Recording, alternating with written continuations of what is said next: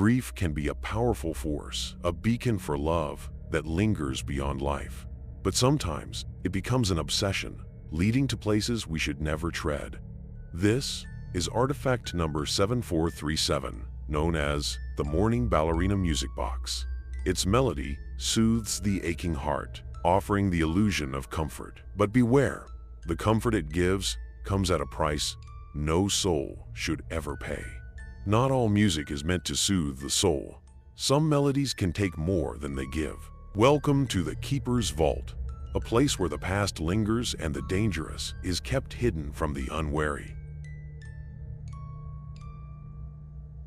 Crafted in 1887 by Emmanuel Desmarais, a master clockmaker of his time, this music box's delicate design hides a much darker purpose. Emmanuel, once celebrated for his unparalleled craftsmanship, found himself consumed by grief after the sudden death of his beloved wife, Isabel.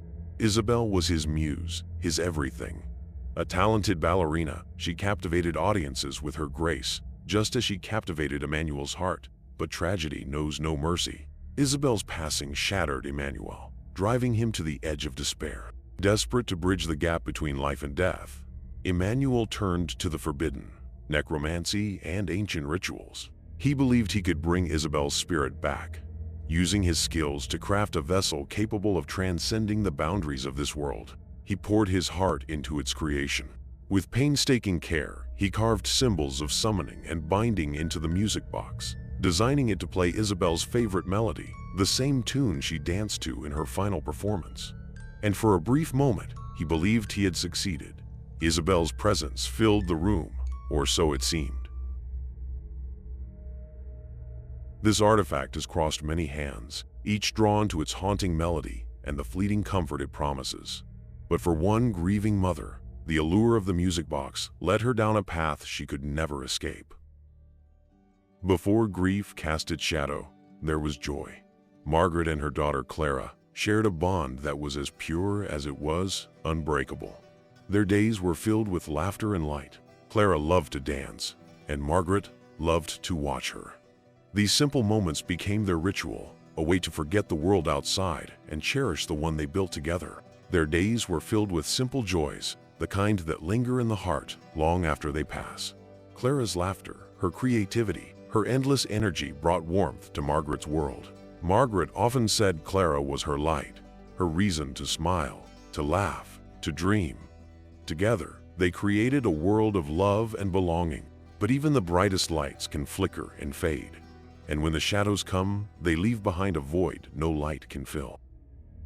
Life is fragile, and even the brightest moments can slip away like grains of sand through a grieving mother's fingers. Margaret's world, once filled with laughter, now echoed with silence. Memories of Clara became both her comfort and her torment. She searched for solace in the familiar, the traces of her daughter left behind.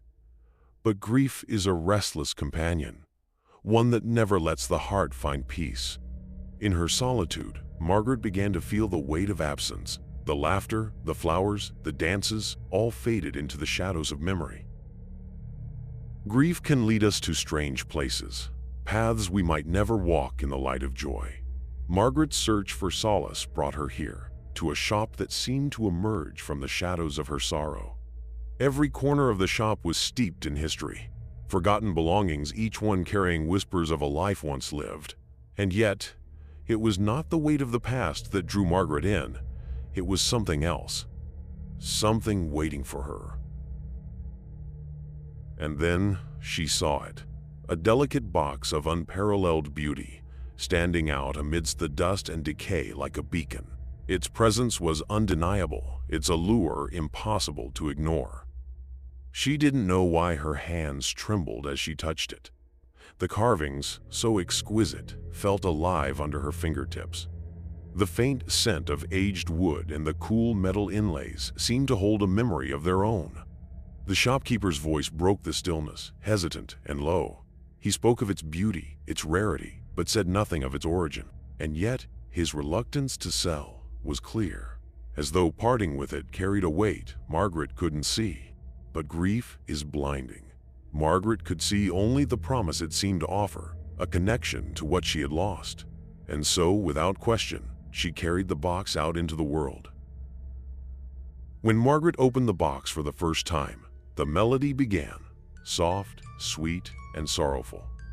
It was a song that seemed to wrap around her like an embrace, filling the empty spaces in her heart. It was more than music. In those haunting notes, Margaret found something she had thought lost forever: Clara's presence. It wasn't just a memory, it felt real. Clara's laughter seemed to echo faintly, hidden in the melody, bringing life back to the quiet house. For the first time in weeks, Margaret smiled.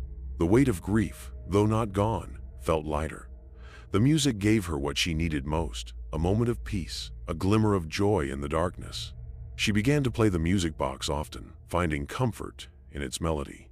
Each time, it seemed to bring her closer to Clara, closer to the happiness she had lost. Yet, the music box was far from harmless.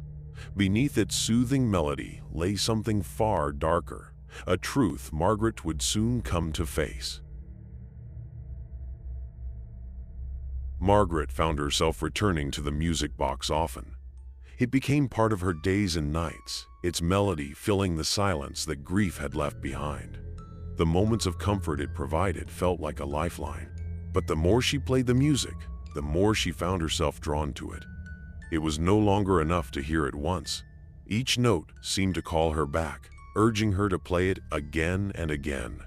Reality began to slip away.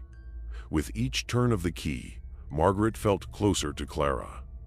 The line between memory and reality blurred, and she could no longer tell where her grief ended and the music began.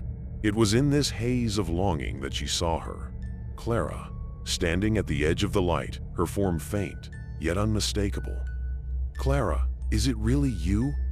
What the music box offered was never real. It was an illusion, a cruel reflection of Margaret's deepest desires. And when the music stopped, it demanded its price. Margaret was gone, her existence slipping away as though it had been swallowed by the shadows. Only the music remained, a hollow echo that dissolved into an endless, suffocating silence. Grief is a powerful force, a wound that can never fully heal.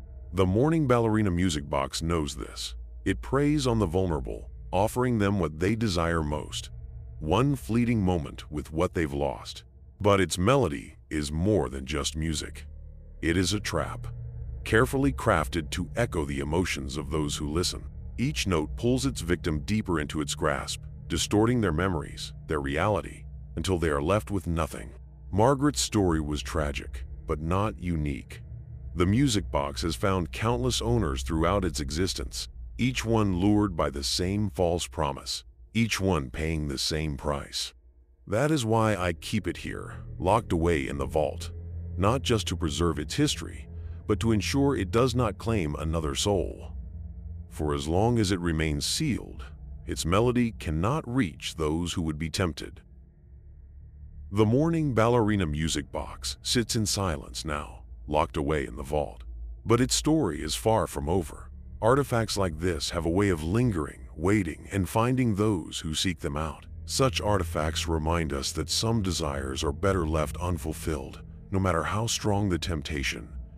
Perhaps the real question is not whether you would resist, but whether you could.